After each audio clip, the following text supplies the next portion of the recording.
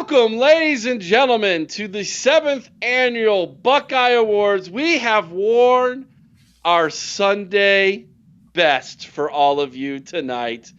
Here we are, year number 7, Chris, of rolling out the red carpet for our Buckeyes and handing out the most prestigious awards given every single year in Buckeye Nation to our football team. Welcome in, ladies and gentlemen. Make sure you hit that thumbs up button if you haven't already. Leave us a comment. Make sure you're subscribed to the channel. Of course, we would love to hear from each and every single one of you tonight. This is going to be a very, and may I just say and toot my own horn for a second, the most interactive award show on YouTube. I was about to say television. Maybe you are watching this on your TV. Maybe you are tonight. All the way back in 2019, we created the concept of handing out awards at the end of the season. Many shows have tried to copy what we have done, but no one gets as classy as we do. Bart, fantastic look tonight. Chris, move your hands. Let's show them all. Look at that. Beautiful. Beautiful bow tie. I went with the classic black and white look this year. But we're excited for this, guys. And hey, for the first time ever, this is completely 100% fan voted.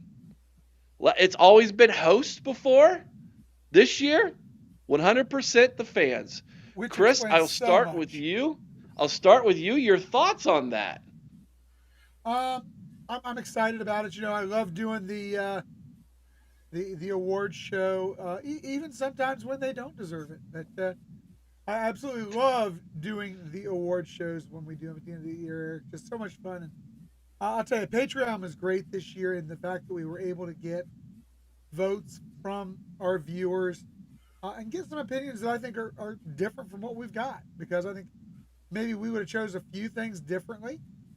But it's good to know where our listeners believe the awards belong. Bart, this is your first time of being at a Buckeye Award show. Welcome in. Like Chris, we might need sunglasses from all the paparazzi taking photographs tonight. Quite the crowd that has shown up to participate in this award show. Quite a few famous people. Just spoke to Jim Tressel not too long ago, and Urban Meyer walked by with Shelley. Great crowd here tonight of former Buckeyes, current Buckeyes for this great event. Welcome in, Bart. Your thoughts on the Buckeye Awards? Well, I just saw Dave Portnoy walk by too, so that we had and then got kicked out, obviously, right away. he was looking for Michigan man, and he couldn't find anybody here. So no, I appreciate you guys. This is amazing. I love doing it. I showed my wife my tuxedo before I came on, and she says, "If you would have wore that, I would have never got married to you." So there's that. But I think all year long, the fans get to listen to what we as podcasters have to think, have to say, and I think it's great that we actually see what their feedback is and how they feel about those. So this is a great opportunity for that, and I think it's pretty awesome to be involved in this. And thank you for inviting me. So. Hey, Well, that of was course. great news too. That Urban was actually with Shelley this time when he was hanging out. Oh, Chris, you just really. Oh, the jokes are flying already, huh? He's the MC for tonight. Yeah, apparently so.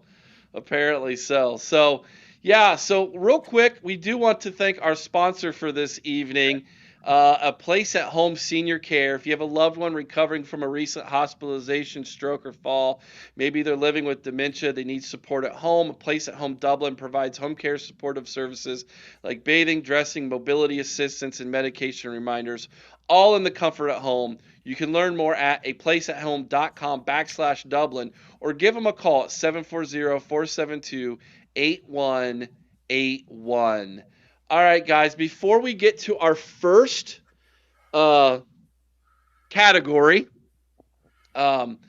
I do want to throw this question out to you guys, and I'm not trying to open a can of worms tonight before we have our award show. We want there to be good vibes all night long, and like we said, we want as much fan participation tonight as we possibly can get. But I need to know. I need to know. Was it harder voting for this year after losing the last two games, Chris? Absolutely. Like I said, there's some years where I just don't know that the awards have been warranted. This was one of those years, the way we finished it out. Um, so it's probably a good thing that the listeners were the ones who voted on these awards. Or otherwise, Eric, they could have been maybe a little more skewed or even outright ridiculous. No, I don't think it was. I don't think it was that hard. They still played great football. It wasn't the outcome we wanted to, but we lost to the two people in the national championship. You know, a couple plays go here and there. There's still people that I watch every and care about. But I think we missed the opportunity. Uh, is that Donald Hoffer said we should have added a poll. What's the best rant Chris had over this past season? Yes. And if we could have had a poll on that, that would have been, you could have 4 videos up here of his, and then everybody vote. So that would have been great to have. You've Right. had some good ones, Chris. You've had some good ones. One almost put you in the hospital.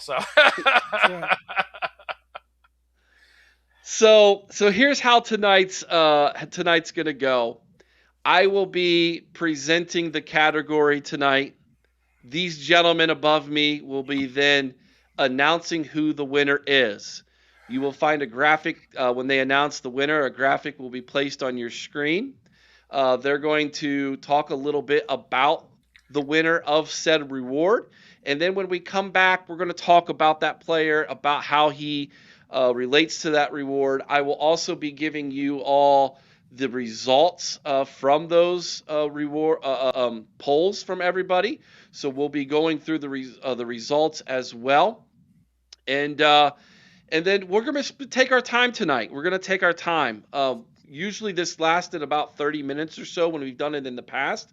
But tonight we're going to take our time. We're going to let this thing kind of build up to the crescendo, if you will, the climax tonight. Yeah, he almost died, guys. Almost died. I did not almost die. That's a passionate Buckeye fan right there. Well, here's why I didn't do this. Here's why I didn't do this. If I did, and we chose somebody, someone would be mad. Someone would have their feelings hurt. And so you're all our fans of the week. How lame was that answer? How lame was that? Hey, I think at the end, Eric, I think you need to tease the new show that might be coming this spring. Well, we've got quite a few new shows coming your way. We'll at the end of the show, we'll tell everybody what's going to be changing here very soon. I think all of you are going to be extremely excited with the changes that are happening here at the OHIO podcast. And so we're going to get into that at the end of the show. Yep. All right. All I know, Eric, is that last answer was weaker than Ryan Day's offense. Yeah, well. At least if you're going to say that, you have to add in the red zone. Agreed. Okay. All right, ladies and gentlemen, here we go. Let's have a good time. Let's have some fun. Every year, we hand out what we call Buckeye leaves. They are you can win up to 6 different Buckeye leaves every single week. The categories are offensive and defensive player of the week, offensive play of the week, and defensive player hit of the week. We've been doing this for all 7 years. Past winners included J.K. Dobbins with 22 in 2019. Justin Fields with 15 in 2020. That was the COVID-shortened year. C.J. Stroud with 26 in 2021. C.J. Stroud again in 2022 with 30. Marvin Harrison Jr. in 2023 with 26. Last season, Jeremiah Smith became the first freshman ever to win with 29. Runner-up this year was Caden Curry with 23. And the winner of this year's Buckeye Leaf with 27 Buckeyes was Jeremiah Smith. 87 receptions for 1,243 yards, 12 touchdowns on the year, and he becomes only the second ever in the history of the Buckeye Awards to receive the Buckeye Leaf Award 2 years in a row, having done so in 2024 and now 2025, and will have the opportunity to become the first ever 3-time winner of the reward next year in 2026. So he had a lot of moments that he could win this award because you have to have a great play or were the outstanding offensive player every each and every single week. And so, Chris, your thoughts on Jeremiah Smith getting handed more Buckeye Leafs than anybody else on the team? Not a surprise. Not a surprise. In fact, honestly, he probably deserved more, but I think at times we didn't vote for him just because the spectacular things he did almost became routine. So I think easily he could have easily broken that 30 this year, that record by C.J. Stroud. Um, I think we were a little harsher on him at times. We looked to get away from him at times to try to highlight other players on the team, but definitely I think the most deserving guy on the team. Now, when you're the best player in college football, bar none. But I think I agree with Chris. It's like when he does it, you expect that to happen. So when it doesn't happen every week, it's like, oh, should he get this? But best player in the team by far deserves this. Yeah, and the thing about Jeremiah Smith is he really came on strong at the end of the year. He was not in the lead for this award for the majority of the season. It is an accumulative award that you add each and every single week. And so there was a lot for the longest time. Caden Curry was in the lead for that.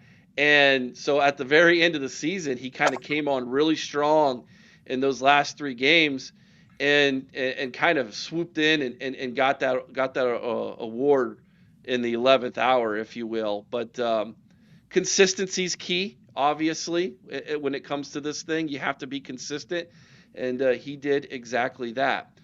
All right, Chris, the Sure, next the next award. Are you ready? I will read it, I am talk ready. about it, and you can present it who the winner is going to be. Next up is our Assistant Coach of the Year. The Assistant Coach of the Year award is given to the top assistant on the coaching staff due to an array of reasons, including recruiting, coaching his position group, top performers, and his value to the head coach. Past winners included Brian Hartline in 2019, Larry Johnson in 2020, Brian Hartline again in 2021 and 2022, and then Jim Knowles the last 2 years in 2023 and 2024. This year's award winner is No big surprise here. It is Matty P. Matt Patricia. He had the number one defense in the nation.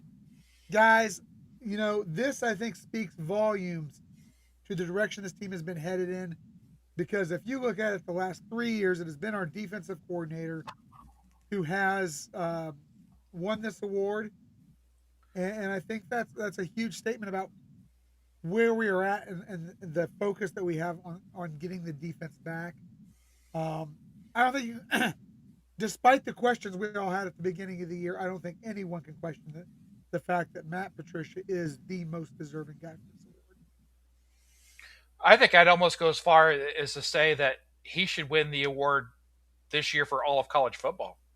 I agree. But I'm with Chris. Like we all question, it's like, are we kidding us? Who is this? We knew who the guy was, but can he do college? And he's surpassed everything, and he's been great. I love he's coming back next year, and we'll see what he does with not a bunch of superstars on a team and see exactly how well he can coach. I think he can. And the Chris. odd thing about this, sorry Eric, to interrupt. No, you're The, fine. the, the weird thing about this is, um, Matt Patricia, his defense kept us in every game this year, even when the offense played awful. We were never truly out of a game until the end of the fourth quarter versus Miami because his defense kept us in everything. Yeah, you know what? Will make this better for me, Chris. Is after every category like this, you share a couple comments for me. So if you want to grab a couple comments from Sure. the listeners and things, and that way I can prep for every next category. Feel free, guys, to be talking about um, uh, the current category we're on. That would be most helpful. Okay, so Sean says that Matt P had a bad playoff game. I don't know that Matt P had a bad playoff game. His defense was gassed because of bad offense at the end of that Miami game. I don't think that Matt Patricia had an extremely bad playoff game. I think what would help though is if we played a little bit more zone. Um, We know who that was meant for. TG, 100% everybody, but her get called a bad hire with Matt P. Or a questionable hire. TG was the one who definitely had us all convinced and changed our mind about Matt Patricia before he got here. And then, oh well, this one's about the offensive line, so we'll save that one. All right, are we ready for the next We're one ready for then? the next category. Okay, so this one is the next category. Let me move my screen around here. The next category is the Mr. Hustle Award. It's one of my favorites. The Mr. Hustle Award is given to the Buckeye who has a motor that just won't quit.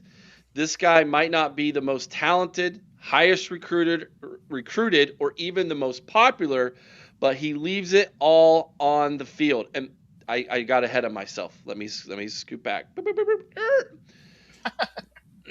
Before we get to Mr. Hustle, on the assistant coach of the year, we put every coach in there. 84% voted for Matty P as the coach of the year. So overwhelmingly, it was for Matty P. Now, Mr. Hustle. These were the nominees for the Mr. Hustle Award. They were Peyton Pierce, Davison Igbinosun, Lorenzo Styles Jr. on the defense. Flipping over to the offense, it was C.J. Donaldson, Carson Hinsman, and Brandon Ennis. And the winner is, oh, I'm getting ahead of myself again. Sorry, guys. Former winners. Former winners were 2019, Justin Hilliard, 2020, Garrett Wilson, 2021, Ronnie Hickman, 2022, Xavier Johnson, 2023, Steel Chambers, 2024, Lathan Ransom, and Bart, the winner of the 2025 Mr. Hustle Award is Lorenzo Styles Jr. And you can speak on him, Bart. Okay, I think this is it's always this is the one award that nobody agrees on because there's so many players out there. Lorenzo Styles, and I think he goes into with his what his dad did on the field, uh, and just getting overlooked by his brother. Um, but he just played hard, and when he got hurt, I think we felt it as a defense. We saw that a couple times that his backups weren't as good as he was, but when you play it so much, you are going to get hurt, and I think it's a great choice. There's some other choices that would have been great too, but he was a great hustler, and I think he's going to make an NFL roster as a good special teamer next year, just because of that hustle. Chris. Yeah, this kid played with tremendous heart. And the main thing he left out on the field was his shoulder about three times this Yeah. year. That young man played through, I think, pain all year, obviously.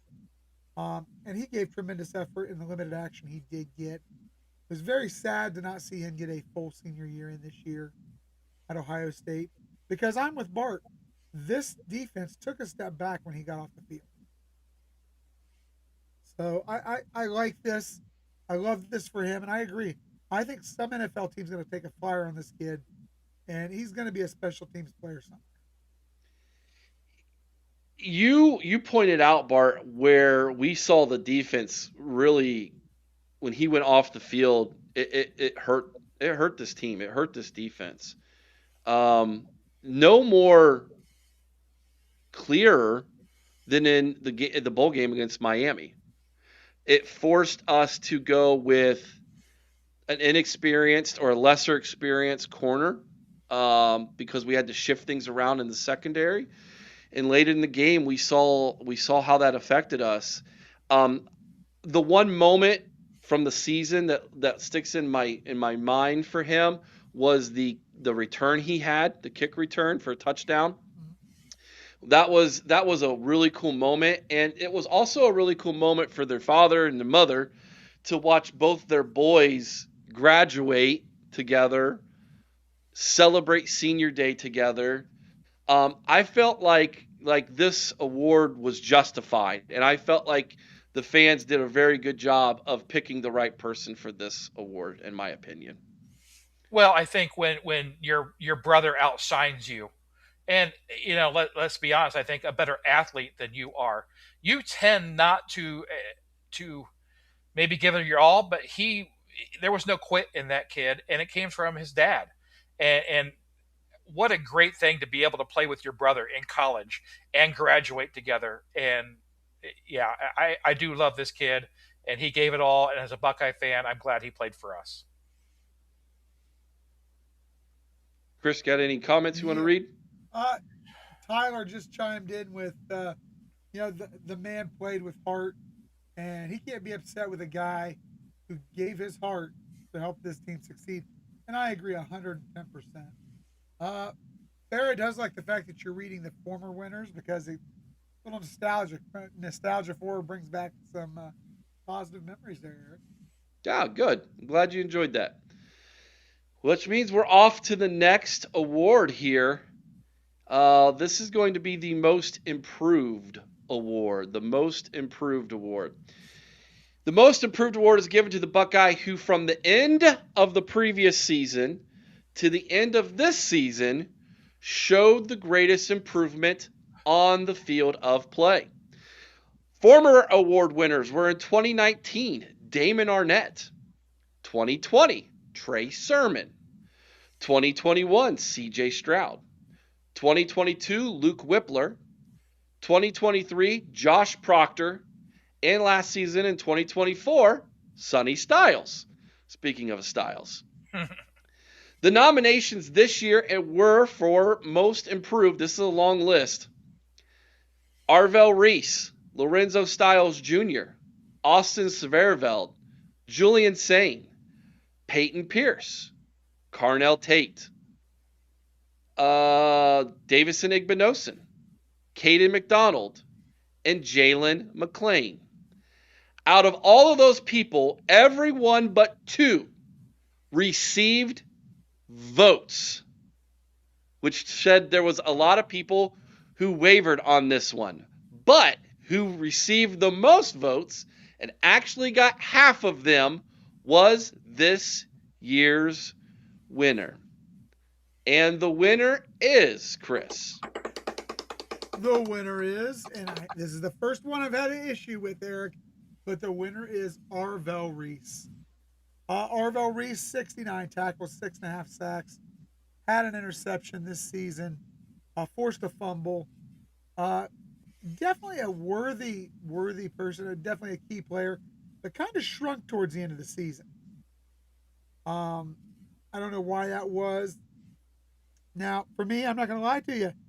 I think I might have gone another direction because I don't think it was so much a improvement as much as it was increased playing time for Arvell Reese. He had to sit behind Cody Simon last year. Um, but for me, I probably would have went with Austin Severveld this year for the most improved. But you know what? The fans have spoken. I respect their decision, and Arvell Reese is the winner. No, I completely agree with Chris. Is that I think Arvell was always talented, but going into this season, who would have guessed that he could be a top five NFL pick? Nobody. So improvement's kind of a harsh word when it comes to Arvell because I think he always had a talent. It was just a chance to show it. Uh, but where I disagree with Chris, I think who I voted for was Igmanosin. They didn't really pick on him, and when they did, he was Mr. Pass Interference, and he had what less than three maybe all year. And you saw when Sanchez came in, they picked on him. They didn't pick on Igmanosin, and I think that was a great improvement. But there's no doubt that Arvell Reese was deserving of this award. It's interesting because he was the number 3 linebacker last year. Cody Simon, Sonny Styles got both of them were like 100 tackles almost or more, I think. They led the team in tackles, and when Arvell got in there, he flashed, but he just didn't have the playing time. And when Cody Simon, went off to the NFL, it opened that door for him. And there were a lot of people that were really high on him having a good year, including, Alex King Buckeye. He was really high on him, and he nailed that. He had a really good first half of the year. His stats fell off a little bit at the end of the year, but I could see where the fans why they went and voted for him on this one. So to me, I understand it completely. Chris, comments? Yeah, going through here, most of what they're talking about is Jaden Fielding coming back next year. Um, Okay. Part of the reason teams knew how good Arvo was, so they were running away from him. This is the thing. In limited action last year, he got over 40 tackles. He got 69 as a starter for the whole season. Um, so I don't know that, again, I'm not going to sit here and argue because the fans made their decision. I'm just saying I would have possibly gone a different direction. Do you think, Chris, that Matt Patricia's defense also highlights that position where it kind of gives him the chance to roam around, spy the quarterback, rush when he can to? So I think a lot of times his That's fair. defense, his defense kind of predicts on that middle linebacker. So, good linebacker is going to shine in his defense too. Yeah, that's fair. We've got no comments about Arvel really other than that. So Oh, that's a shame. Arvell was the man. I'm he's gonna a miss him. werewolf. He was the dude, and it will be very interesting to see if we get a similar type of trajectory from Sincere Johnson from the same school. And Bobby Mack has a great thing, Curry. I mean, where was this kid and how good was he? He kind of faded out the end of the year too, as most of some of our defensive players. But he had a tremendous year this year too. Buried on the depth chart. That's where he was. Yep. Buried on the depth chart. He was behind Jack Sawyer for 3 years, and then he gets his chance to shine, and he does He did good. that. Well, and I think not to bring up a subject, but I think with the portal, it's going to be hard getting these players that are buried behind the depth chart. We're not going to see that too much more because they're going to leave before they even get a chance to start here, and that's sad. But Sean said Arvo was awesome. Bobby Mack, he was my pick at the beginning of the year. I can So see where people would go with Caden Curry, though. I mean, if you look at it, led the team in sacks, two pass deflections, a forced fumble, two fumble recoveries, and he had nearly as many tackles as Arvel. He had 66 tackles on the season himself hmm from the and he DN position. yeah, he had a phenomenal year. Phenomenal year. Um he's up for a few more awards, so don't feel sorry I'm for him sure yet. Caden's gonna get his. Yeah. All right, here we go. Let's move on to the next. This is the Freshman of the Year award. The Freshman of the Year award is given to the Buckeye who made the greatest impact on the team in his first year of play. In 2019, the Freshman of the Year award was given to Garrett Wilson. 2020, Jackson Smith Najigba. 2021, Travion Henderson. 2022, Dallin Hayden. 2023, we finally got a defensive guy to win the award, Jermaine Matthews Jr. 2024 was Jeremiah Smith. And this year, The award goes, well, not yet. Sorry. Nominations for this award. This is your first year hosting this, Eric. Oh my goodness. You would think I would know better. We only 2 nominations. Devin Sanchez and Bo Jackson. And with 100% of the vote, Bart, the winner is Bo Jackson. Now, and what that is where I think we need to clarify. These are true freshmen. Julian Sayin was a redshirt freshman, but Bo Jackson, even if Julian Sayin is there, Bo Jackson shined. And what was great is he wasn't even a start at the beginning of the year. Got 0 carries the first game against Texas. correct. And when they gave him an opportunity, did he ever take it by the horns? He was great, and I can't wait for him to get another year because he did bit some holes, and I think we do blame some of the offensive line to being bad with his cuts and everything. But we had 2 great running backs last year, and I think with a little more playing time and just seasoned, being him a veteran, he will make those cuts and make those holes, make the offensive line better. But being a freshman and doing what he did at Ohio State is rare, and I just can't wait to see what he does next 2 years. Yeah, you come in as a true freshman, you get 1,000 yards, you average over 6.1 per carry.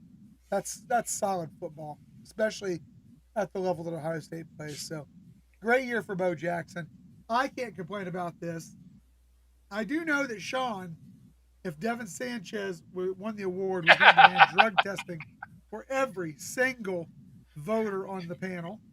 Um, do we have anything else here? Bo needs to get better with pass blocking, 100%. But again, a true freshman, a guy who's going to learn that. Well, let me ask you this: Can you? I think you can learn that. He is more. He is not a C.J. Donaldson. When you got a freaking Arvell Reese linebacker coming at you full speed, I don't care how great a pass blocking you are, you're getting run over. So he's more of, hey, let's just get up there as much as we can and get in his way. But he is never going to be a pass blocker. He can learn. He just needs to get bigger, and I don't know if he will. I think he will. We've had a good track record under Ryan Day of having running backs as they've gotten older, gotten very good at that. I think Ryan Day's approach from the NFL perspective, he understands how important pass pro is for these running backs if they want to be 3 down backs and make the big money in the NFL. So I definitely, we know, Chris and I know, we've been to practice, we've seen it. It is emphasized there. Yeah, I think as a freshman, it's something that you have to, when you come in, they're weary of, which is why, unless there is no other option, you might get pulled off on 3rd down because of that. Just my 2 cents. And he did get pulled for C.J. Donaldson. He did. He's a bigger back, and I don't know if he can. He's not going to grow tremendously overnight. He has the willingness to block. I believe that. It's just, can you really hold off a guy that's that big coming at you for 2 or 3 seconds? Yeah. I think he's going to get better. And Sean points it out here, just look at what Trey did over his career, how great he became. Don't think for a minute that wasn't in the back of Mike Vrabel's mind when he drafted this kid. All right, we ready for the next? Let's do it. Okay. Well, we just did the freshman of the year. How about we do the senior of the year? The Senior of the Year award is given to the Buckeye who led throughout his career both on and off the field. His leadership will be missed upon graduation. Past winners include Jordan Fuller in 2019, Jonathan Cooper in 2020, Chris Olave 2021, Zach Harrison 2022, Cade Stover 2023, Travion Henderson in 2024. This year's nominations were Davison Igbinosun, Will Kasmerick, Sonny Styles, Lorenzo Styles Jr., Caden Curry, and Tywone Malone Jr. Out of those six, four received votes, with two receiving 91% of the votes, and one of the closest votes we had in any category this year. Chris, and the winner is. The winner is Caden Curry. Caden, fourth on the team in tackles, in total tackles, with, like I said earlier, 66. He had 11 sacks on the season, one fumble forced, two fumble recoveries, two passes defensed, and he was an absolute wrecker when he was in there, man. Everything he did was on point. And yet, again, like most, I think the numbers fell off a little bit at the end of the year. But you know what? Overall, this kid's just a tremendous uh, example of what a Buckeye is. His drive, his leadership, his performance. I can't say enough about Caden Curry. No, I completely agree with this vote. But you couldn't go wrong. And I don't know the results, but I'm sure Sonny Styles was right there with Caden Curry. They were Uh, nine. They were only 9 percentage points away from each other. yeah, So like one vote, I yeah. think. And nobody personifies being a senior more than him. He put Biden his time, and when he had the chance to shine, he did. And it's just that's coming harder and harder is good seniors that stay all 4 years. But as we've seen, is experience. I think they'll be better NFL players because of that fourth year experience they have. And Caden earned himself a lot of money by his performance this year. But I think we had a great senior class. So really, none of them would have been a bad pick. But great job by Caden. Yeah, Caden Curry was did I think Chris we met his mother at tailgate when he Yeah. was a freshman, I believe. Really, really good family. This was a young man who came into the season, have taking on the leadership, and really, having to um, mature quickly, having been a backup for so long and now being thrust into a leadership position where you have to be the man, where so much is expected of you. I thought he performed admirably. I thought he did a fantastic job, given the circumstances that he was, having to play to. So this was an award that was well deserved. But Sonny Styles was really close on this one too, guys. And I could have went either way. Either one of them, I could see why you would vote either way. I really can. Chris, do we have any comments? Um, Not a whole lot other than we had Donald Hoffer who said loved Curry's violence or violent hands this year on the defensive line, and I agree with that. And also Don McClure wondering where Caden may be drafted. Ooh, Uh, great question. that is a great question. I haven't really dived into my draft projections yet. I really feel like most people are saying I think third, fourth round. I like Caden late second, early third. See, I don't see Caden as a starter right away. I think he could mold himself in, and with his motor that he has, he could definitely see the field. But can you imagine this defense this year without Caden Curry? I don't think we're as good as we are. And with him coming on, he just made Matty P's job so much easier. He did, didn't he? Yeah, I look at him and I'm with you, Chris. I see possible late second day, so maybe somewhere in the third. If he squeezes into the second, that's good for him. I know some people were talking about him being a first round draft pick, Mm, He's not there. no.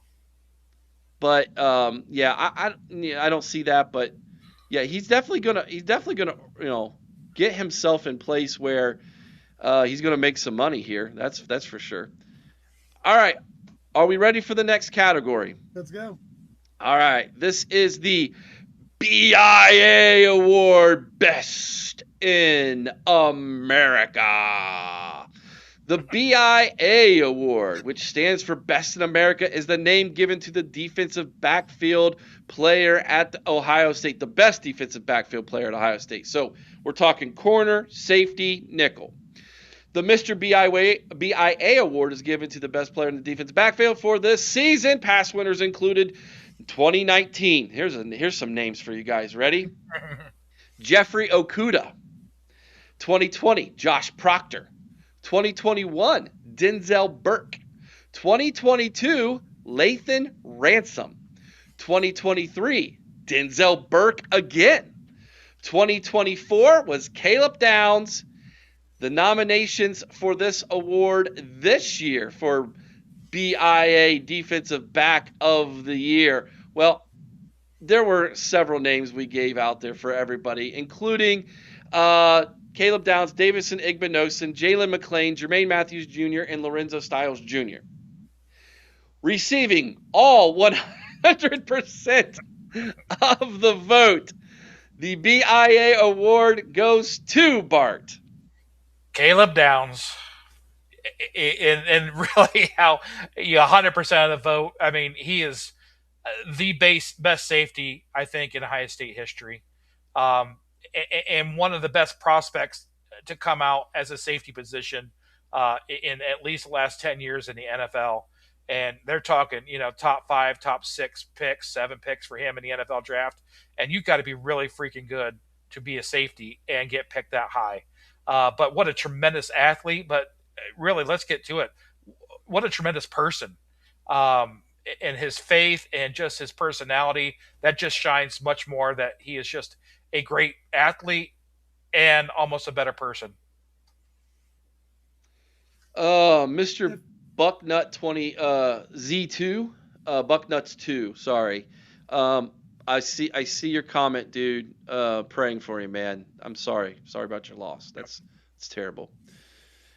Yeah, one of the best to play for us in the defensive backfield. I've been throwing the question out there all season long to any former Buckeye who's willing to try to answer the question if Caleb Downs it was the best safety, or Mike Doss, which one's the best safety to ever play for Ohio State.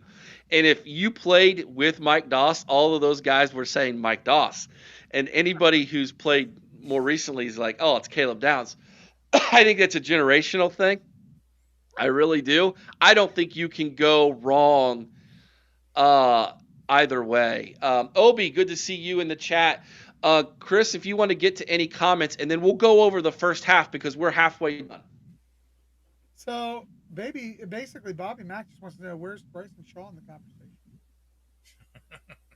Who? Bryson Shaw. Never better podcaster than safety. How about that? How about that for an answer from me? But I think the thing with Caleb Downs is he wasn't flashy. He wasn't like all over the field. He was just in the right position at all times. He didn't make mistakes, but the thing with it is he led that back end defense, and he was the quarterback of that back end.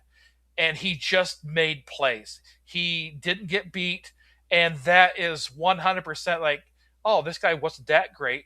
Well, how many mistakes did he make? And if he didn't make, he was just in the right place at the right time almost all the time.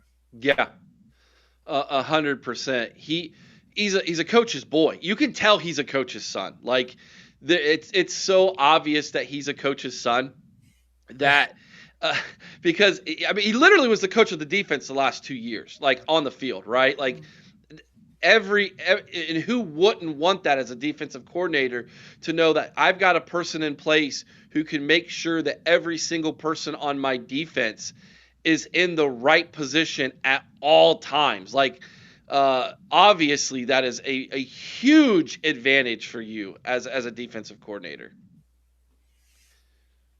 All right, guys, let's go back and let's give you all the first half of the awards. We are 7 in of the 14. let's go ahead and show you what they were. The most Buckeye Leafs went to Jeremiah Smith with 27. The assistant coach of the year was Matt Patricia. The Mr. Hustle award went to Lorenzo Stiles Jr. The most approved award went to Arvell Reese. The freshman of the year award went to Bo Jackson. The senior of the year award went to Caden Curry. And the BIA award went to Caleb Downs. Those were the awards handed out so far. I saw someone put Jack Tatum as best safety of all time. Was that Sean, I think, that put that in there? Yeah. I can't disagree with that, but I will say this. Jack Tatum would not be allowed to play in today's game of college football. Oh, no, every tackle would or have been NFL football, for that would matter. have been a personal foul for, yeah. Tatum? The targeting. Yeah. Yeah. Targeting I mean, Tatum. Tatum was known for great hits, but when you don't talk about somebody and they don't make mistakes, I still think and we're talking two different eras, so it's completely hard to do that. But in our era, Downs is the best. Yeah.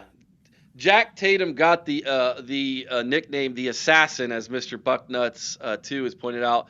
He got that honestly. That was that was definitely something he earned. No joke. All right, time for the second half of our award show, fellas. Let's continue on. Here we go. Next up is the Schooled by Larry Johnson Award.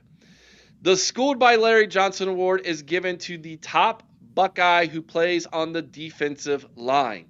Larry Johnson has famously coached some of the top defensive linemen in all of football for the better part of, over 2 decades now.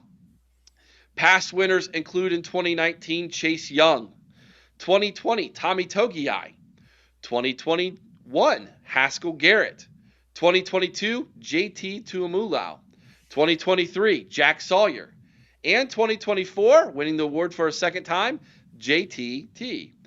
This year's nominations for the Schooled by Larry Johnson Award were Caden McDonald, Caden Curry, and Kenyatta Jackson Jr.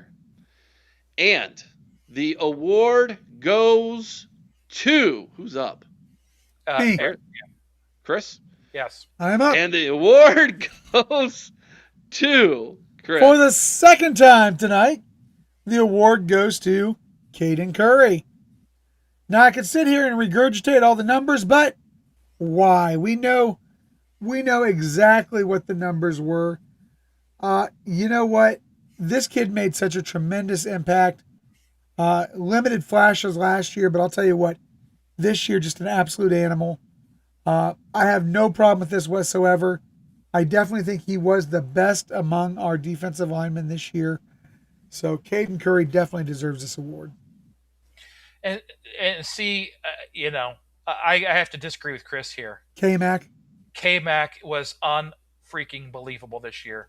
What he did and the disruption he had took place, I think was tremendous. But Caden Curry's also, those two go hand in hand. I think Caden McDonald was just the best on the line. But when people say Caden Curry, you can't disagree with that either. So the numbers would say Caden Curry. Yeah, well, yeah, it would. But without either of them, our defense isn't that great. Correct. And let's not say, without Caden Curry and McDonald, our linebackers aren't that great.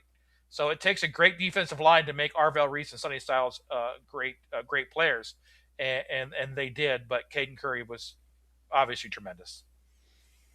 He was, and again, I know this is kind of a love fest for this year's players, and that's what this whole show is really supposed to be. It's our way of tipping the hat to the achievements that we saw out on the field from the players, and Caden Curry, he was that for a lot of us. That Washington game, I called that his JTT versus Penn State moment. He really dominated that football game. What was the vote, Eric, when you get a chance? It was very, very well. It was 66 to 33. He got 2/3 of the vote. Okay. Caden Curry got 2/3 of the vote. But the people who were voting for K-Mac in the comments were very voiceful for K-Mac in the comments. They were very passionate about him. So, and rightfully so, because he was so disruptive. I think statistically it's hard for a defensive tackle to win that award. However, if you look at our past award winners, there's been several from the defensive tackle who has won that award. Tommy Togiai, Haskell Garrett, they were both tackles, weren't they? Yes, they If were. I recall correctly. They were.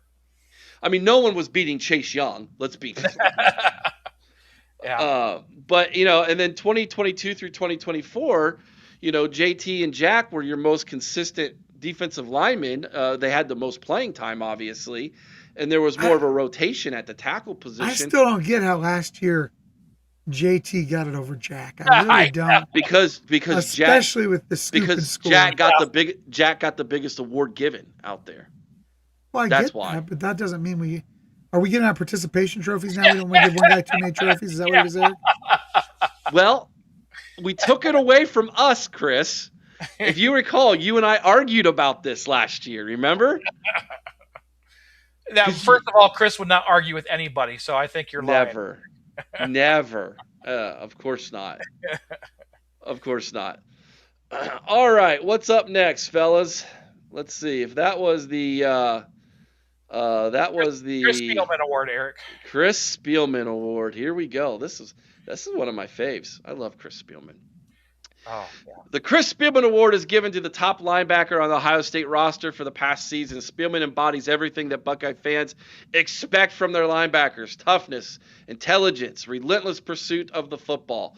Past winners included Malik Harrison in 2019, Justin Hilliard in 2020, Steel Chambers in 2021, Tommy Eichenberg in 2022 and 2023, and last year in 2024 was Cody Simon.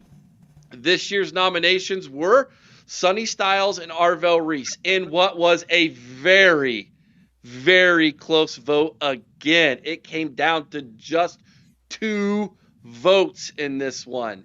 Bart, and the winner of the Chris Spielman Award is Sonny Styles. And I think what sets Sonny Styles away from Arvell is I think Sonny's a more complete linebacker, if I could say, where Arvell just he kind of rushes the passer, spy the quarterback, but Sonny's more of a outside, obviously, cover the running backs, cover the tight end. He's more, I think, of a complete linebacker than Arvell is, with more experience. So this is. I just love him, and I think we're going to miss him very much next year. Yeah, I agree. A lot better in coverage, I think, than Arvell.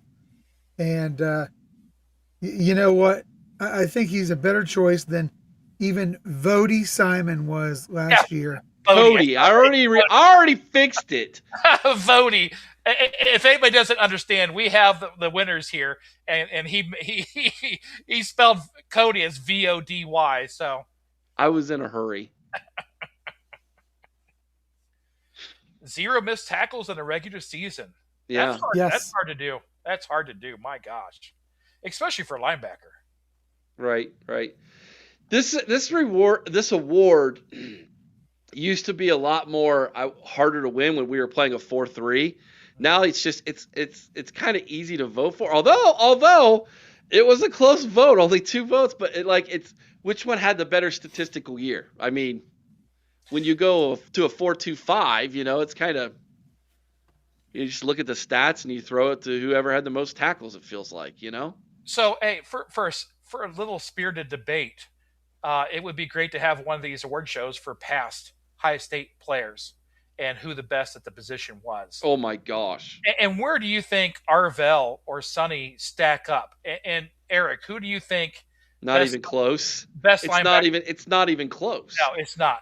So who do you think the best linebacker?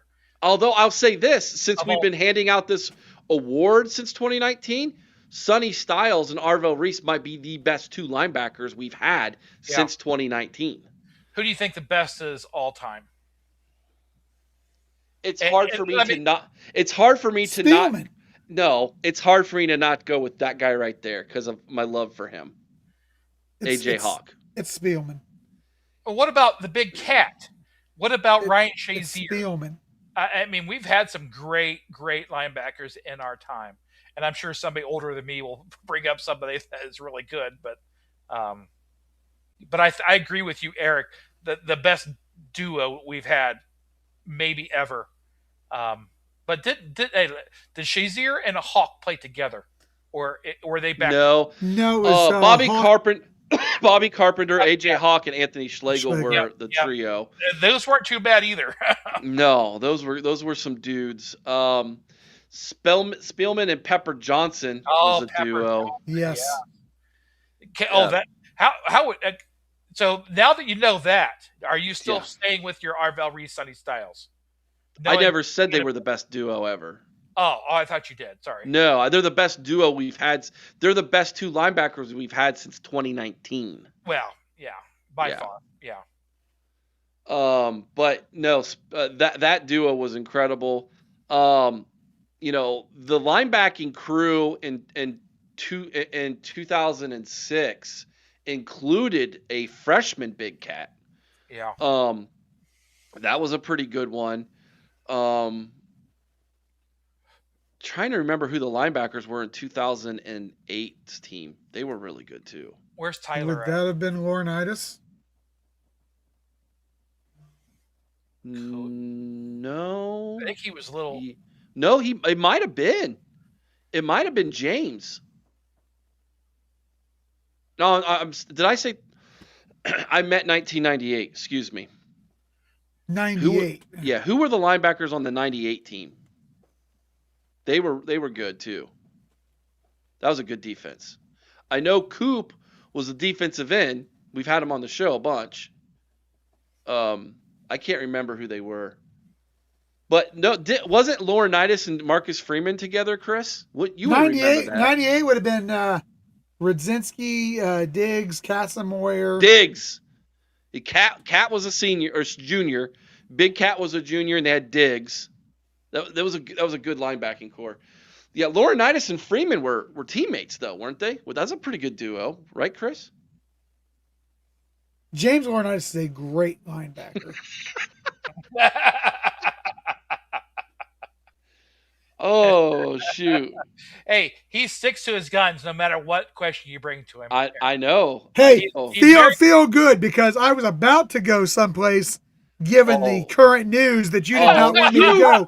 So I maintained. Hey, we're doing an award show now, Chris. Because apparently the only thing that Marcus Freeman is hitting these days is wrestling coaches. That is not true. Video was out. He's fine.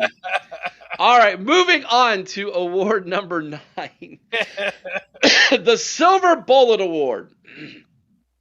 The Silver Bullets has been the name given to the Buckeye defense throughout the years. This award is given to the top defensive player on the team. 2019, Chase Young. 2020, Haskell Garrett. 2021, Ronnie the Rocket Hickman. There's a name for you. Oh. 2022, Tommy Eichenberg. 2023, Denzel Burke. 2024, Jack Sawyer. This year's nominations for our Silver Bullet Award was Arvell Reese, Caden Curry, Caleb Downs, and Sonny Styles. All 4 received votes, but winning the fan vote with 62% of the vote. And the winner of the Silver Bullet Award goes to... Can I just say, for the 3rd time, Caden Curry. Guys, if you are questioning who was arguably the best player on this defense that's not named Caleb Downs, all you have to do is take a look at these awards. I'm telling you. Because it comes down to 2 names outside of Downs, and that is Sonny Styles and Caden Curry. Well, but when you say other than Caleb Downs, he was one of the nominees. This is the first one that I have to disagree with. I think he is almost fourth on the list. If I had to be honest, because you got two guys, a safety that's a generational talent, and you got two guys that could go easily in the top 10 of the draft. Um, and I think if you take Caden Curry away, I think our defense suffers. But if you take one of those other three away, we're not really good. Um, he's still a great defensive player. I just don't. I just don't agree. I think Caleb Downs by far um, was better, but you can't. He's still great, so I can't. I can't put him down because he's still great. But there's no wrong answer, except for I just said there was. So Bart, would you like to take a stab at where the voters put Caleb Downs in the list of those four for this award? please don't tell me four. Third. 3. Third. Okay, let me guess. Arvell is number 2, or Sonny Styles Sonny's is number 2. Oh my I god! think his impact as the Block O recipient this year and Yeah. as a captain of the team, um, I think that resonated with voters a little bit on when you think about who's the best defensive player and what he meant beyond maybe just what we saw on the field. He did have the best stats defensively on the team, Yeah, but he also plays a position that kind of leads to that. yeah. It's almost like saying that a linebacker led the team in tackles when he's supposed to. Um, but it's just, yeah. I don't. I lost my train of thought, but I still think Downs was the player that should be there. I get it, but I think Caden Curry kind of became a little bit of the face of the defense for people. I Well, mean, for fans, what he I was out there a lot. He was, yeah. post game press conferences. He was there. He was answering questions. His emotion on the field, I think, was seen by a lot of people. Um, so I get where people were voting for him. Well, and what my point was, I remembered was, I think Arvell and Curry kind of faded. I think there were games that you didn't even realize he was on defense, where Caleb, you saw him every game show up and ball out. Um, but hey, Caden's, like I said, there's no wrong because they were all four great players. Yeah. Any comments, Chris, you would like to highlight and read for everybody before we move on to the next award? We can't hear you, Chris. You're muted. I was muted. I was trying not to cough in your ears again. Thank you.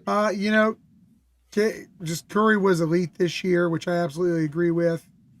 Bobby Mack patting himself on the back a little bit, and he should, because he predicted that Curry was going to be one of the top players on the defense this year.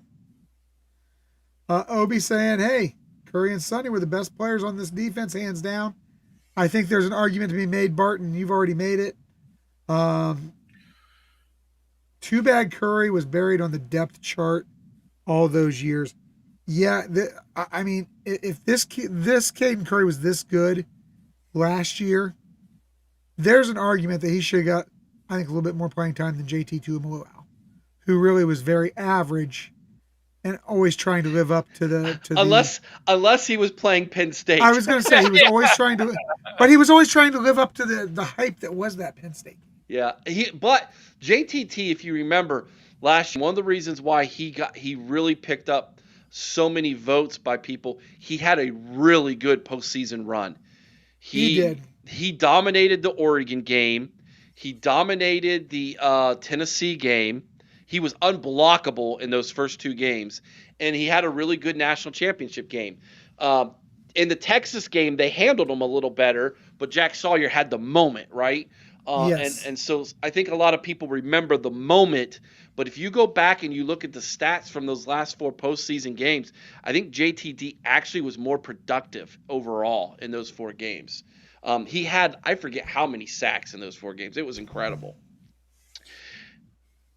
All right, are we ready for the next one? Absolutely. Should we get a little ugly? I Can we think get it? I think Can they're we looking. get any more ugly? I think they're looking at it right now, Eric. Well, let's get a little more ugly. I can take my tuxedo off if you want. I mean, No, I know that'll it, be really it looks good. It looks good. okay. It's time to go to the offense, and particularly the offensive line, and hand out the Slob of the Year award. The Slob of the Year award is given to the top offensive linemen for the season. Past winners included in 2019. Get ready for some blast from the past names. Here we go. 2019, Jonah Jackson. 2020, Wyatt Davis. 2021, Nicholas Petit Ferrer. 2022, Paris Johnson Jr. 2023, Matthew Jones. 2024, Donovan Jackson. Nominations this year for the Slob of the Year were basically everybody on the offensive line not named Tagra Shabola. Austin What's with the Somerville, hostility towards Luke Tagra? Montgomery, Carson Hinsman, Philip Daniels. 3 of the 4 received votes, including Severveld, Montgomery, and Carson Hinsman. And the winner of the Slob of the Year award goes to Bart. Nobody. No, Austin Severveld. He was, kind of disappointed in the playoff game, but he was the most consistent over the year. Really a road grader. You wonder, I'm sure he got hurt. But when you're talking about our offensive line, he was the best of them. He kind of really got that left side anchored down. I just wish that he could have showed more along with his. I think it's hard to be a great tackle when your guard is maybe not the greatest, but he was the best of the best that we had.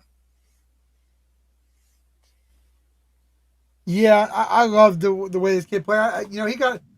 I think a lot of his Buckeye lives this year came from me, Eric. I really loved what he did this year. Yes, he had a rough playoff game. Yes, he had a rough game versus Indiana, but for the most part, he had a really good season and made the transition out there to tackle it almost seamlessly. Mm-hmm. And I think Chris, to your point, it's hard to change positions from. It's not easy. It's not, and when you have your left tackle, you got the blind side of the quarterback. You have to move differently. Your hands are different. It's hard to do. I think that more people. I don't think people understand how hard it is sometimes. Hey, Podfather. Thanks, Chris. You just moved my comment away from me I was reading. Cry me a river, you big baby. Hey, Podfather. I just shared the awards, Caden Curry, with his mom on Facebook. She said thank you and is going to share it with Caden. That's awesome. Okay, real quick. Everything I said about Caleb Downs, I think Caden Curry is the best on the defense, and he's the best player we've ever had. So don't hurt me, Caden. Thank you.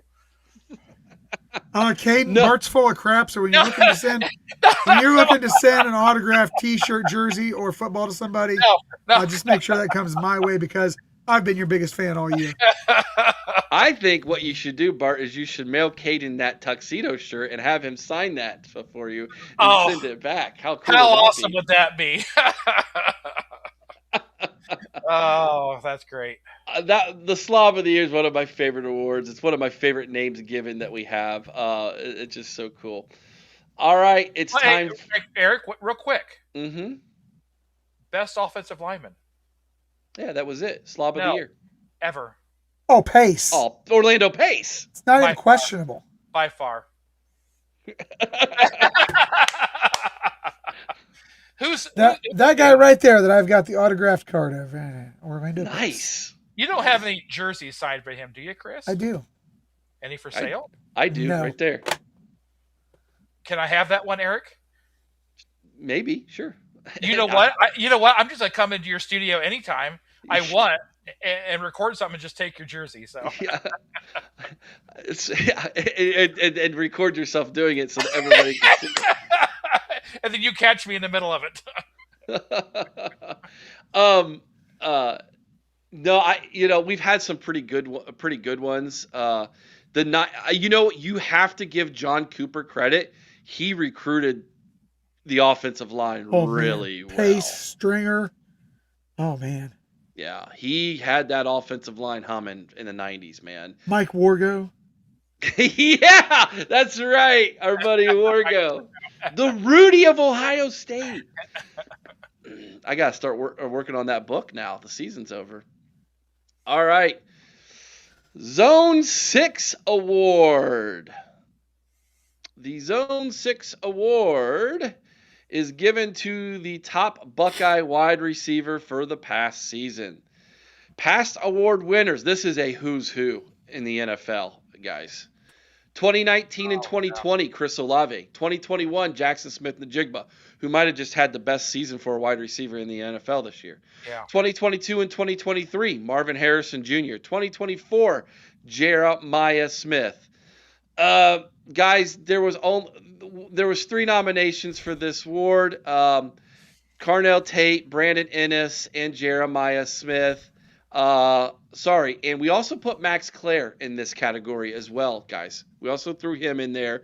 We don't have a tight end award. It felt like we needed to put them somewhere. So the award goes to Chris.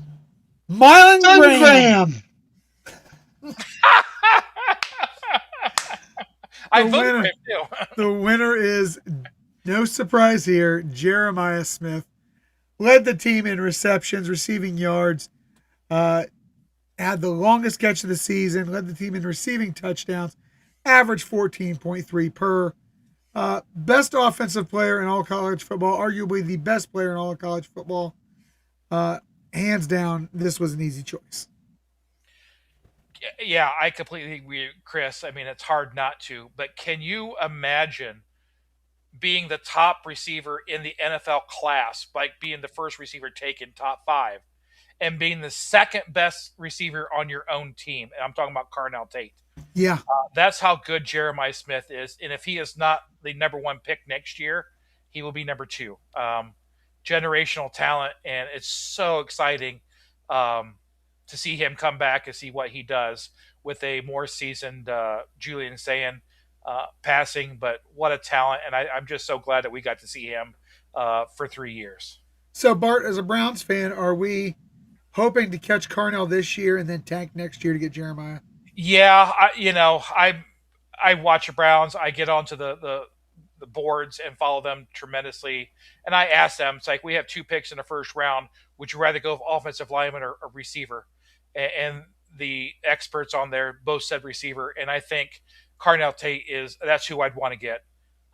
Jordan Tyson, he's a good player. I think he's often injured, and Mekhi Lemon is still as good. I would take Carnell Tate just because of his height, his speed, and he can get up within traffic and catch the ball. But he's not better than Jeremiah Smith. No. Jeremiah Smith received 85% of the votes. There were a couple people who did vote for Carnell Tate for this award. And there was a time, Bart, I remember you asking this question back in the middle of the season because he was actually outperforming Jeremiah Smith. Was Carnell Tate better than Jeremiah Smith? I think after the injury, I think we all got our answer on that one. But, I would have loved to have seen what Carnell Tate and Jeremiah Smith could have done if they would have played every game all year long. But that wasn't in the cards for us. So Well, I think that's what's going to hurt us next year is they're going to double bracket Jeremiah, and we need that second receiver to step up, and that puts so much pressure on Chris Henry Jr. Or somebody else that that might step in that role. But right now, that's going to have to be the Block O winner for next year, and that's going to be Brandon Ennis. I don't think there's any question he's going to get the Block O next year. There's Agreed. Zero doubt. Brandon Ennis plays a different position than Carnell Tate. He doesn't run the. There's been talk about moving him out. I know. He's not fast enough to take to the outside. He is at the not. Z. He would be in the Z if they would. He's right now. He's in the Y. He's in the slot. I don't know, man. And that's where our portal pickup. McEwen comes in too, but he's kind of a speedy guy. We need that second receiver to step up, or we're going to be in trouble next year because they're just going to take Jeremiah Smith away. Yeah, and that guys will probably be tomorrow morning's video. I've been studying this wide receiver since the portal kind of deflated our receivers and who we got coming in as freshmen. Uh, Jerkaden Guilford had a great week of Great game. practice He at did. the under Navy the Navy All American Bowl. He was the offensive player of the week there. He outperformed Chris Henry Jr. and I was told it wasn't even close. Mm. So all this talk about Chris Henry Jr. being the man as a freshman next year, not so fast, my friends. Well, Guilford's got something to say about that. when you say, Chris Henry Jr., Guilford, Legend Bay, the portal guy Jeremiah Smith, Brandon Ennis, our receivers not as lacking as everybody thinks it is, but we have to have freshmen step up, and that's where you just don't know the outcome. So Well, you got to. Thankfully, we were going to have four of them to throw at it. It's like if yes, one of them sticks, great. We've got four freshmen coming in at wide receiver. So there's that, and then we might get a. We're going to have to go out and get one more portal guy still. The numbers, the way the numbers break down, we were always going to lose one or two to the portal, based off numbers. So the fact One or that 2 or 12. well, we ended up losing four receivers. We had four to the portal, one to the NFL. That's five. We lost five receivers. You had four coming in. I'm missing a six somehow. Let me think about this. Did we lose six? Five to the portal and then one to the NFL in Yes. Carnell Tate. So we lost six. You have four coming in freshmen to replace four of those. And then you had the one from the transfer portal. So that's five. We need one more to have the same number in the room that we had the year before. So they're going to go after one more. well, and let's be honest, all those players didn't play that much either. So do we really? And that's kind of what they're going to the portal for too, somewhat. Mm-hmm. But don't forget, we got Jameer Brown coming in, not next year, but the year after that, and we need to keep this train going of getting quality. Throw Sean's comment up there real fast. Yeah, Desi Jones is a redshirt freshman, right? Hold on, Yes. I have this written down. Or he Give me might have one been. second. Is he a true? He is a redshirt. He was redshirted. Okay. Philip Bell played in every single game this year on special teams. Yes. He will be a true sophomore. Usually that tells me they think the one who doesn't redshirt is probably closer to playing, but he didn't play at wide receiver very much. He was mostly special teams. See, So- I see the opposite, Eric. Is if they Okay. play all special teams, then they're not quality enough to play receiver. Well, I guess it Or they depends would on your redshirt. approach because if you're taking the Urban Meyer approach, you don't get to play until you show you can play on special teams. Well, that's true too. Yeah. So, yeah, Christopher Sowers, Guilford should get a rankings boost for sure. Unfortunately, those rankings are done. They've already moved on to the next classes. His ranking is what it is. But coming out of there, they were saying he looked like the 5-star receiver. He was the 5-star, not. And again, maybe some people are just holding stuff back because it's an all-star game and they're like, eh. And then we also see what Legend Bay did in that game too. So, or the practice. Yeah. Shut it. I'm old and I'm broken. I'm just trying to stretch it out a little bit. Well, let's keep her moving then, buddy. Let's keep it moving. We got two left. Buck Vader says, "Don't sleep on Bell." Don't sleep on Philip Bell because he'll ring your bell. Don't All right. sleep on Philip Bell entering the portal. And we did learn some interesting things about Vader to do today, Eric. Yeah. So That's right. Yeah. ELO, baby. ELL all the way. All right, two more to go. Here we go, the last two. The Elite O Award. Former head coach Urban Meyer famously said that he did not want to coach average. He did not want to be around average people. He wanted people to be elite. The Elite O award is given to the top offensive Buckeye on the team. Past winners included J.K. Dobbins in 2019, Justin Fields in 2020, Jackson Smith-Njigba in 2021, C.J. Stroud in 2022, Marvin Harrison Jr. in 2023, and Will Howard in 2024. This year's nominations were Julian Sain, Jeremiah Smith, Carnell Tate, and Bo Jackson. And the winner is Jeremiah Smith. And you know, it's the best player in all of college football. How do you go wrong? But you know, we talk about this, and then we haven't even mentioned Julian Sain's name all night. And the dude broke completion percentage records that's never been broken before. But he had people like Carnell Tate and Jeremiah Smith to throw to. So, you know, some of those catches helped his percentage tremendously. And there's no other question that this Jeremiah Smith wins that award going away. What was the percentage, Eric? Do you know? 83% voted for Jeremiah Smith, 13% voted for Julian Sain, 4% voted for Carnell Tate, and no one voted for Bo Jackson. Bo knows 0 votes on that one. Wait, a freshman going against those 3? Come on. Yeah. But Bo knows big contracts. Bo knows negotiations. Yes, he does. Yeah, you know, and 100% what Bart said. Just to reiterate, you're the best player. You got the best player in college football here. It's hard not to have him be the Elite O award winner. It's just too bad that the Heisman committee and the Blitnikoff committee weren't smart enough to listen to us, because this kid was robbed at least once, if not twice. Yeah, Jeremiah Smith is the man. We've known that now for about a year and a half, since he made his debut early on in summer camp at Ohio State and blew everybody away. And he's not slowed down. I thought I saw with my own 2 eyes one of the greatest Ohio State wide receivers to ever play in college in Marvin Harrison Jr. Mm-hmm. And don't get me wrong, he was good.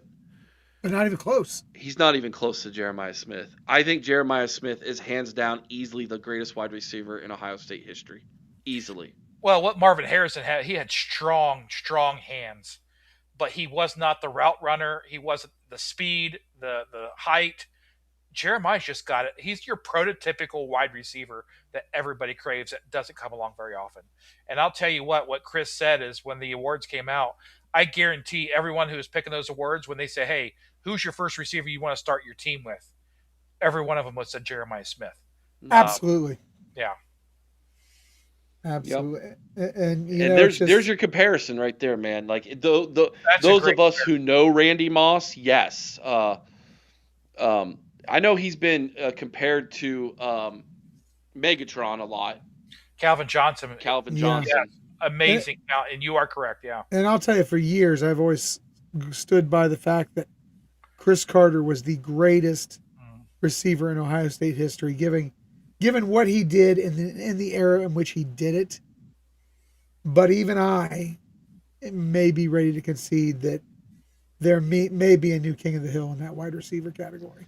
Should we revisit the offensive wide receiver algorithm we did 2 years ago? Not yet. I say we wait till after next year. Let's see how his career finishes up. Yeah. Because Marvin was number 2 on that list. I think, was Carter number 1? No, he was like 3 or 4. Was it Olave? It was no. No, Boston. It was David Boston. David Boston, based on the algorithm, actually spit out that he was the greatest Ohio State wide receiver of all time. Yeah, I remember whoever it was, I had an issue with it. So, yeah, Boston was great. I'm not disputing that. Boston was great, but to this point, I still hitch my wagon to Chris Carter. Yeah, it's a great point, Sean. How in the world does Jeremiah win the Big Ten Receiver Award over Lemon? Yet Lemon won the best receiver in college football. It doesn't make Because sense. the people who vote on it hate Ohio State. It's that simple. It's a popularity contest, and people who vote on it hate Ohio State. All right, it's time for the big one, guys. This is if we were to physically give an award to a player, it would be this one. This is the one we would give. It's called the Buckeye of the Year. The Buckeye of the Year award is given to someone who exemplifies being a Buckeye better than anyone else. The person is elite on and off the field. It makes all of us Buckeye fans proud to cheer for him and this school. Past winners included in 2019, J.K. Dobbins. 2020, Haskell Garrett. He literally got shot in the Shot face in the that year and face. played. Okay? 2021, Chris Olave. 2022, Cade Stover. 2023, Cade Stover again. 2024 was Jack Sawyer. Nominations this year were Caleb Downs, Caden Curry, Caden McDonald on defense, Julian Sane, Sonny Styles as well on defense, Julian Sane, Jeremiah Smith, Austin Sierveld, and Carnell Tate on offense. McDonald, Sierveld, and Tate did not receive votes. However, 5 others received votes, including Jeremiah Smith, Sonny Styles, Julian Sane, Caden Curry, and Caleb Downs. Before we announce the winner, if you don't know who won because you're not a member of Patreon or you weren't following over on Patreon, I want to hear from the chat on who you think should win the big award and why before we announce it. Bart and Chris have their thoughts ready. They're going to be giving you the answer and why it's right or wrong in just a minute. But I want to hear from the chat first, real fast. Who do you think won and why? Tate was better than Lemon. We're still on that conversation. Okay. He was. No doubt about it. I agree. And these two people that personify this award from past years, Cade Stover and Jack Sawyer, just true Buckeyes that were from here that personified what it meant to be a Buckeye. And they got it. But yeah, just great people. Yep. Did the results surprise either one of you before we read it? Oh, yes and no. It was one of the two people I thought would get it, or could get it, but honestly, maybe a little surprised. If you're talking about this is who I thought would get it, and that's who I voted for. Oh, Um, okay. and I'll give my reasons, but yeah. Ken Taco Hut, Sonny, his legacy, and he earned the block O. That's unique. You have to take that into account, right? When you're thinking about who you're going to Absolutely, vote for. absolutely. Well, yeah, that's completely. I mean, he deserved it, and It does feel a little bit like a legacy award mhm, based off of who's won it in the past. yeah. You know, J.K. Dobbins, when he won it, that was his senior year. Haskell Garrett, senior year, got shot in the face, came back and played ball. Chris Olave, that was his senior year, if I'm not mistaken. Cade Stover, again, 2023, his senior year. Jack Sawyer last year, his senior year. It feels a little bit like it's kind of turned into a little bit of a legacy award. And although this guy is not a senior, it is his last year. So the winner of the 2025 Buckeye of the Year goes to Caleb Downs. Uh, Woo! Here we are, third on the team in tackles. Had a sack, tied for the team lead in interceptions, tied for the team lead in forced fumbles. Just an all around great player, a field general, a locker room leader, an on field leader, everything that you could possibly want in a Buckeye, this guy was. And it's sad that we had him for such a short time. We're only getting him for 2 years. But at the same time, we should feel lucky that we've had him for 2 years because he is a difference maker. He's going to be the top safety to go out this year, possibly the top defensive back overall to go out this year into the NFL draft. He's going to be, I think, a top 5 pick. Just an absolutely a stellar player, a stellar human being. Caleb Downs, this year's Buckeye of the Year award winner. Yeah, and the reason I went with Caleb was just when you say on and off the field, I think Caleb Down is a tremendous person. Like I've said before, his faith in Christ, and I've watched his podcast with his brother. Just down to earth, good human beings, great family, and don't get me wrong, every one of this on this list deserved it. Jeremiah Smith, great on field. He's a great person too. He's just not. You don't see him in the limelight too much, and he's more of a quiet leader, I think. Where Caleb Downs is too, but I think he shows his personality. But to really personify Buckeye when he wasn't even started as a Buckeye, he's adapted and just showing. And I think these last 2 or 3 years with how they've adapted to following Christ as much, and he personifies that 100%. Great person on the field, and I wish him nothing but the best in the NFL. Sean would like to nominate Tyler as Caller of the Year on our college shows. Well, let's think about that for a second. I'm thinking Caden, but who would our nominees be? We would have Caden and Diesel Freak. No. Oh, yeah. There Tyler. We go. We would have our buddy Ray who runs backwards. Oh, yeah. Sean. We'd have to have the Shock Star. What about TG. Vader? Vader, come on, people. We'd have no show without Vader. Vader had great calls, but Vader didn't start actually calling in until later in the year. Yeah. So that might hurt his chances a little bit. David calls in. David, Rocky. Mm-hmm. RDCP. Just lots of great callers. Mika's another great one. You don't want to yes. Lots of great callers we've had for this Bobby Mack, the Diesel Freak, runs away with it. He completely runs away with it. Completely. And to see he definitely led to some of my best rants of the year. And for what, hey Chris, was there any better game to watch than Eric sweating bullets over a 50-point win before? Right. And if I can really give an award out, I think the podcaster of the year would have to go to Eric Boggs. Just a tremendous person and says the guy who tried to steal my studio and my job.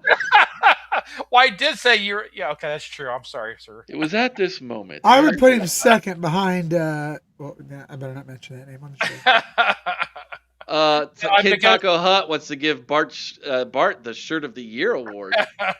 Let me take it off for you guys. Bart, you need to wear that to work just randomly.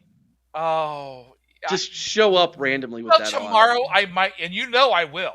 I know. You've been to my work, so I will. So the day that you're wearing that, you need to let me know so I can drive over and then just show up in mine. we do the Spider-Man meme. Yeah, these people got to think that we're just off our rocker sometime. Well, apparently some of them think we should be in national syndication, and I don't disagree. We're working on it. I don't disagree one bit. We're working on it. Our commercial is now playing. Gamut Media is playing our commercial on other podcasts in Ohio. So Gamut Media owns multiple, not owns, they Oh, they work with Work with. multiple Yeah. podcasts across the country in all different genres and categories. And if you have on your phone, if you're listening to the podcast on your phone, a podcast, one of theirs, and you live in Ohio and your phone knows where you're at, it will play our commercial during the commercial set for people who are listening to a true crime podcast or a who knows what other kind of podcasts there are. I think there's like a history of rock or classic rock type of podcast that's really popular that they are working with. And so that is starting to run. And then the radio spots in Cincinnati will be running soon as well. Now sounds like a good time for those who are watching, since this portion of the show is over, the award show, to tell you all that we are going to be making some changes here at the OHO podcast. Massive changes, huge changes. We had what, quarter of our staff going to Portal, and you're trying to retain them. Yes. Yes, most of the hosts are in the portal currently. This is what's left right here. You're looking at. That's why we all got the NIL. That's why we're wearing our tuxedos tonight. This is your offensive line for next year, people. Well, for IC. somebody better give Vader some money, or we're gonna be out of business real fast. Yeah. Yeah. All right. Same thing with Nika. We ain't gonna be able to cover no recruiting without her. Oh my gosh, yeah. Yeah. So there are going to be several new channels, YouTube channels, associated with the OHIO podcast. And there will be some new shows on Patreon. The biggest change is that beginning here in a couple weeks, there will be a very large and noticeable change in the evenings at 8 o'clock. We will be doing this type of show, roundtables, discussions with our members, our hosts and co-hosts and guests on a nightly basis beginning on Sundays. It'll go Sunday through Thursday. The show will last approximately 1 hour to 1 hour and 15 minutes. Following the show, we will have what's called an after show on Patreon. We will be immediately going to Patreon where the gloves come off. The family-friendly rating is no longer existent. And the show goes on to either talk about the topic we were talking about with a little bit more passion, one might say, or we discuss a topic that wasn't being discussed on the show that we want to hold for Patreon. So Patreon becomes an after show, if you will, nightly here on the OHIO podcast. So at 8 o'clock, we will be going live every single night, Monday through Thursday. And then we will immediately be going to Patreon afterwards. Several of the shows that you guys have become accustomed to will be moving to Patreon or will be starting their own channels here at the OHIO podcast under our umbrella and our label, but they will have now their own shows. When those shows are created, those channels are created, we will let you know. We will share with you the link so you can go and subscribe. One of the reasons why this is important is if we create new channels where I can follow the dollars and cents a little bit easier based off of how YouTube through Google AdSense pays, I will then be able to start to pay the other hosts here at the OHIO podcast who want to run those shows. So, and I want my mother movie check. Bobby Mack, can I finally cuss over on Patreon? As long as you don't do it in the chat, because the Autobot will get you. The Autobot will get you, but there might be some swear words over on Patreon. But we're not going to celebrate it, guys. That's just if it's in the flow of the conversation, that's one thing. I've watched The Walking Dead, and after The Walking Dead, they had the after party. It's almost like that. You enjoy the show, then you can go there and kind of discuss what was with everybody else. That's kind It'll also be replacing the call-in show. So when we go over to Patreon and we have the after show, there might be time some days we share the link You hop on and you give us your perspective of what we're talking about. And so there is going to be some changes over the coming weeks that you can expect to see. TG and Sean are a big part of what we're doing. They have several ideas that they would like to explore. Mika's channel that some of you've all heard about it, called the Illuminati. It's going to be moving here to YouTube. And then there's going to be some things just for Patreon, but Patreon will be the after show place to hang out. And it'll continue to have all the message boards. It'll continue to be a place for us to drop news. There will continue to be of Buck Vader's blog. All of that will still be there. Game watches, the Friday night hangouts, all of that. But the after show will be immediately following the Monday through Thursday show. Hosts currently right now will be myself, and if I'm not available, Chris. If Chris isn't available, TG, and Nate. Knoxville Nate will be learning how to run the board as well, so that we could have 4 hosts in case the Lord comes back and we all leave. So one of us ain't going, I guess. But it's the change we're going to be making to help the channel. We've been testing this without you guys realizing it. We've been testing this, and it has been working tremendously. TG says that Sean and her have a bunch of ideas. And so this is going to be great opportunity. And since the Nut House, I love it, Sean. So this is what the Nut House is. Sean, do I have permission to share this with everybody? Do you want me to hold off? I'll wait for Sean for your reply. I shared this with Bart, and he is already like, dude, this is going to be awesome. I'm just telling you, once these people get the concept of it, tremendous. And we've got a legend in our midst right now. So. Well, yeah, but I've been here all along. That I'm talking about you. Sir. That's who he's talking about. I'm talking about you. So you know what the Nut House is, then, Chris? No. Oh, you don't. No, I just really love myself.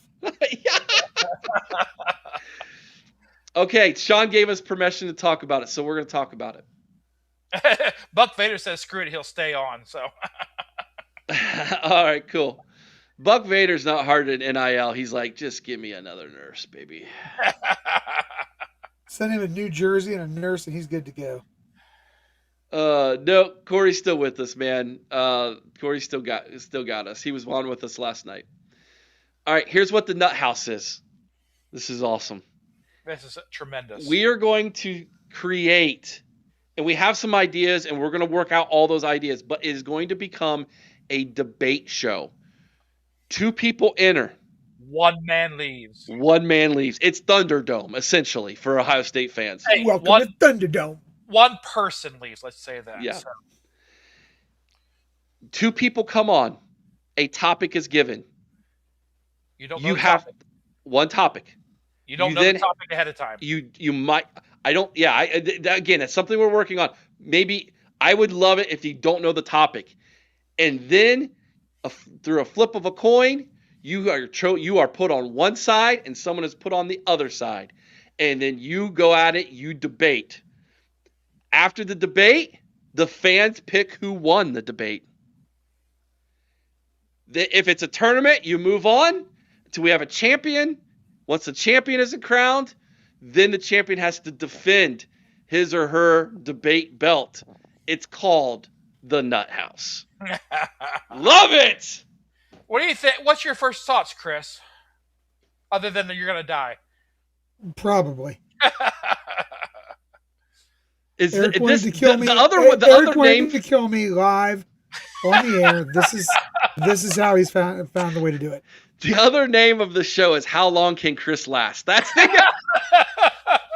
It was at this moment that we realized we shouldn't have done this to Chris. What does the award look like? Well, what does the award look like? Where's my belt? Where's my belt? We have some friends in Iowa who have a trophy they might let us borrow. Hey, if you do know, Eric, I can simulate the trophy if you want, Eric. No! I make trophies, Eric, so I can make something. Okay. Well, I think the winner, if we do a tournament, the winner obviously should get something if they won the tournament. But then defending, how would you defend it? Maybe a virtual belt in a place somewhere on the website that says our debating champion currently. It's kind of like the ranking system they have in boxing. Can you imagine the topic being Marcus Freeman and Chris has to defend him? I won't do it. I'll throw it. He will. He'll just sit back. No. Because there is no defense for that fool. That's Vader. Chris is like going to bite your ear off. Vader, you got his blood pressure up already. No. I'm feeling good. I'm feeling real good. I love the idea and the concept. I ain't gonna lie. I ain't worried about none of y'all. Except for TG. She scares the hell out of me. And you were thinking, Eric, that fans would be involved too in this. Yes. So, yeah. It's not just a host. No, it's not. Fans can sign up for this thing. And I think it's a great concept that TG and Sean came up with. I think it's going to be awesome. And if you want it, you're going to have to go to Patreon to get it because the gloves come off. It's bare knuckle fighting. It's going to be hey, I knew what you meant, TG. It's all good. It's almost like Celebrity Deathmatch. Remember that on Yes, remember that. With Judge Mills Lane. Wait, we can do AI acclamations of each of us, and just that would be awesome. Just let AI, like we feed it into AI, and it's just like just create this. Yeah, it's like what it uses its imagination to create some kind of Chris fight. makes a great point, and all of a sudden he's punching somebody else, and they're almost going back, and they make a great point. Great, awesome concept. Yeah, so we'll have to set up the rules of engagement. You don't want rules are there are no rules. You don't want it to be very long. I think you want it to be short and punchy. It makes it fun. Time it like a true debate. 2 minutes. Yeah, you get a topic, you get your intro and then the other intro, then you get a rebuttal, and then you get a closing statement type of thing, and you go at it. And it's Thunderdome, baby. Hey, what about TG says something about the asylum segment? So it's another idea that they have. I'll let them talk about it. They've got a lot of great ideas. So the biggest changes for everybody right now, and then because I want to let things kind of come naturally in the next couple weeks. Don't want to try to force things, because I don't want to promise things and then it doesn't come to fruition. But this is what I can tell you: the Illuminati channel will be up this week. So Mika's podcast is going to be moved to YouTube, and it will have its own YouTube channel. And so the Illuminati will be moved out here this week. We will slowly start to integrate the nightly show moving forward. I have to test how this is going to work from going from YouTube and transitioning to Patreon. We're going to have to test that, because if EVMux, which is what we use for our streaming service, that transition doesn't go smoothly, we might have to flip over to StreamYard nightly. And if that's the case, there's going to be a learning curve for me. I know enough about StreamYard to get us on Patreon and have fun, but I don't know how to manipulate StreamYard like we have here on EVMux. So, hey, Bobby Mack says it's the golden thong with the Podfeather's face on it, and that may have to be one big thong if it's going to have your face on it. So it's like granny panties. We'd have to have it in scarlet and gray, though, not golden. And Vader, that is a very good point. The number one rule of the Nut House is you don't talk about the Nut House. Unless we want ratings and paid for it. So. That's just true. What happens on the Nut House stays in the Nut House. Is that until I make a clip of it and I put it up there, and Ohio State podcaster dies on screen. He will be well beloved. In the arms of an angel. Oh, don't sing that song. That's the worst song ever. I'd rather listen to a Mariah Carey Christmas song than that crap. I might have to just freeze the video and it goes gray and a picture of you comes on and says in memory of Chris. Hey, it's going to take a lot more than you clowns to bury me, all right? In memory. Oh my gosh. Oh. So anyways, guys, we are really excited with some of the steps we're taking. Gambit Media has been working very closely with us.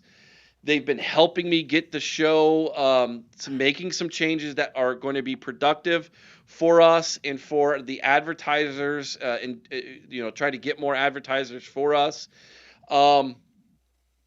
Was there any portal talk? Nope, none. We had it all yesterday. There'll be more tomorrow. Today was all about fun and celebrating the 2025 team and what they accomplished. And there's a lot of excitement moving forward here at the OHIO podcast, guys. And so make sure you're locked in. We gained 20 some new subscribers yesterday. Yeah. So another good day. Need what, about 140? 170 something, wasn't it? I think we only need like 140 to get to. No. We are at 150. 160. To get to where? 160 gets us to. I'll tell you, 155. It's the exact number. There you go. To get to where? To get 7,000. 7,000. Yep. So we're doing good stuff. Thanks to all of you. Make sure you keep sharing the show. We could just buy them like other people. Make sure you share the show. Yeah. Subscribe, all that good stuff. Make a comment after we're done here when the show goes live as a recording. This has been a lot of fun. Bart, Chris, thank you so much. You guys look dapper tonight. As always. Thank you, Eric, for inviting me, and you look dapper too. Thank you. All right, guys, have a good rest of your evening, what's left of it. We'll see you all tomorrow. Tomorrow will probably be the last call-in show we have here at the OHIO podcast. So if you want to be a part of the last old-style call-in show, dial us up. Then tomorrow is the night, guys. So we might have extra people on tomorrow to have kind of a celebration with it. I might wear this again tomorrow night. Last call-in show. So there we go. And I'm excited about. We got to burn through all those dollars on there too, Eric. So yeah. It might have to be a 3 or 4 hour show.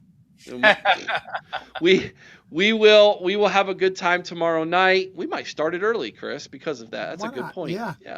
We're gonna have a great time, and guys, get dialed in because we don't have an off season here. We just started the new season tonight. We literally closed our season and opened our season. Bada boom, bada bing. There we go. It's 2026 here at the OHIO podcast. We're ready to rock and roll and have a great time this year covering our Buckeyes for you guys. Rain, sleet, snow, sunshine, good, bad, whether Chris is happy or not, we're going to be here and have content for all of you. So till next time, be kind to one another. I owe someone's OH in Carmen, Ohio with all your heart. Y'all know what to do. OH! I-O! Go Bucks!